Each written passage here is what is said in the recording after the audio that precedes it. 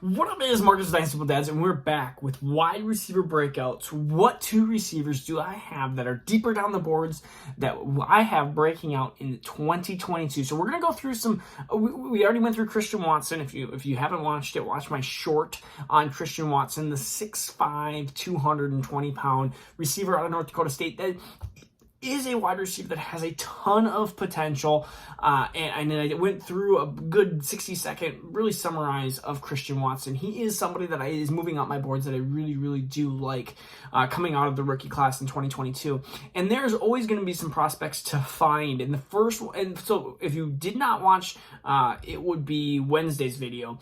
Wednesday's video, we went through what attributes are we looking for in the position to really kind of predict breakouts. Are we looking for the Kenny Galladay's, the Deontay Johnsons, the Terry McLaurin's?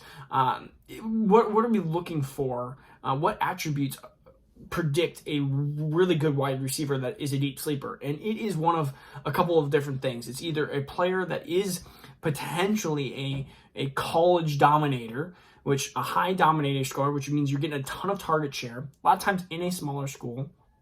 A player that has a ton of college production, but again, a guy that is a great route runner and great separator. Those are the two biggest things into that. That's why that's the type A wide receiver. And type B is that super athlete, the Chase Claypools, where the measurables are amazing, but the college production is just not there. And that happens. They just don't produce in college, and all of a sudden, boom, they produce at the NFL level. They have better situation. They have a better talent around them. They have a quarterback that can actually throw to them. Maybe at the collegiate level, they don't. So there's a lot of different aspects, but that's the type B. And I would say Christian Watson is more in the type B category, running potentially a 4.3, 4.4, 40 at 6'5", 220 pounds. Like that's the type B wide receiver. These are type A wide receivers. These are more the separators. So we're looking at more of into that Deontay Johnson, that Terry McLaurin role. That is what we're hoping to get out of these two wide receivers. Now, I'm not saying that these guys are going to get to that point, but if we can get wide receiver 3 levels out of these two wide receivers, I think that's going to be a huge benefactor, and you're going to be able to sell these wide receivers for more than what you acquire them in the rookie draft. So the first one is going to be Skye Moore. He's 5'9", 195, and that's going to be, we even talk about the Hunter Renfrow slot role and stuff, and this Skye Moore is going to be more into that category. He's 21.4 years old currently. His breakout age, 20 years old, but his college target share was 39.5%. Now, you want to know what percentile that was? That is 99th percentile at Western Michigan. So when you talk about 39.5%, that means 4 out of 10 targets went to him. That means eyes were definitely on Skye Moore, and that's Skye with two eyes. I don't know why, but that's why. And he had a dominator of 44.8%, which is 91st percentile. So huge college target share, huge college dominator. And when you have a huge college target share, you could see that he had over 1,200 yards last year in 12 games, 94 receptions. So PPR, he's definitely going to be getting a bump because you're probably going to have him in more of that slot position at the NFL level. He had a 70% catch rate. He had 10 touchdowns his junior year. He is an early declare, so that is something that we do like. We like early declares at the NFL level for running backs and wide receivers. So that gives him just a nice little bump up. He only played 5 games his sophomore year, which kind of stinks, but he had 388 yards and 3 touchdowns, and he had a catch rate over 67% again. And again, if you watch his route running, he can separate. He is that smaller, shiftier wide receiver, that Hunter Renfrow type, like we kind of said, and a wide receiver that I think in PPR is going to be a better wide receiver. He's not the Tutu Atwell and the Dwayne Eskridges of last year, which I harped on so much.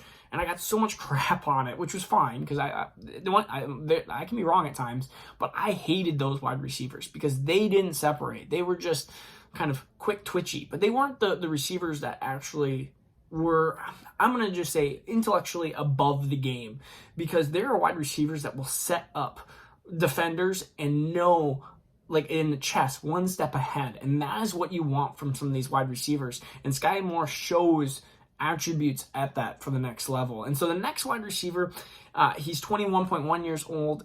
He's out of Kentucky, So we go from Michigan to Kentucky. It's Wanda Robinson. And so Wanda Robinson, 5'10", 185, again, kind of into that classic mold for a slot-ish wide receiver. Wanda Robinson does show a lot of, like, he can probably run the ball a little bit too. He's a little bit more gadgety, which I do tend to try to stay away from some of the gadgety types, but Wanda Robinson does do that.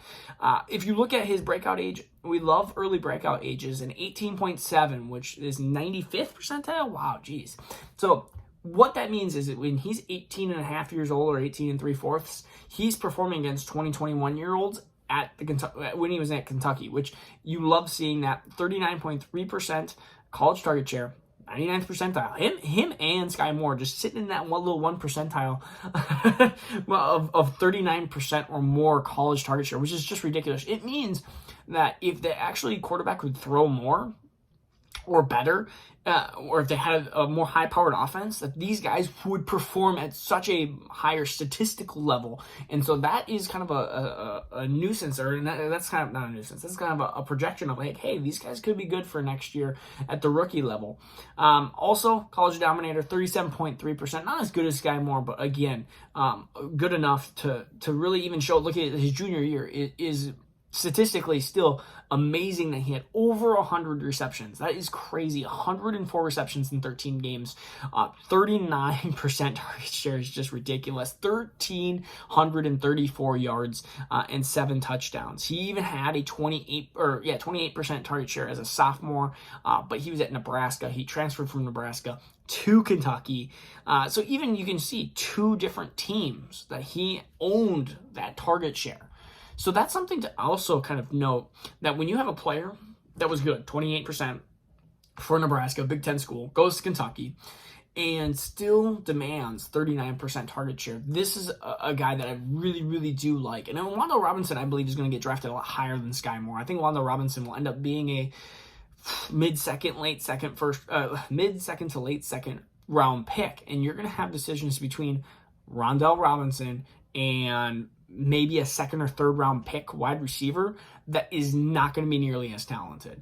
And so that's where I'm going to take Wanda Robinson. I mean, Wanda Robinson easily could get drafted in like that third round-ish area, and that's what we're hoping for. We hope it doesn't slide into that 4th round like Amon-Ra St. Brown did, but there's a reason why we liked Amon-Ra St. Brown more than we liked Amari Rodgers, more than we liked many other wide receivers in that 2021 class. And so Wanda Robinson is going to be one of my favorite prospects in that mid-second round. And especially in 1 QBs, it's like Wanda Robinson or Kenny Pickett. Like, I'm going to take Wanda Robinson because I think he's going to have a better value going into that 2023 season. And if you can try to trade Wanda Robinson for something into that, heck, if you can try to trade for that early second round pick of 2023, that is where you can start getting some of these players, switching them and dumping them into that 2023 class, and then get some really good picks into there. And I think Wanda Robinson's these guys I think are gonna show more glimpses. Their first year, you're either gonna know what you have or you're gonna know that you don't have anything. That's kind of the prospects I like, because then you know, okay, I need to keep them, or you know what, dump them. This second round pick or this third round pick is not going to work out.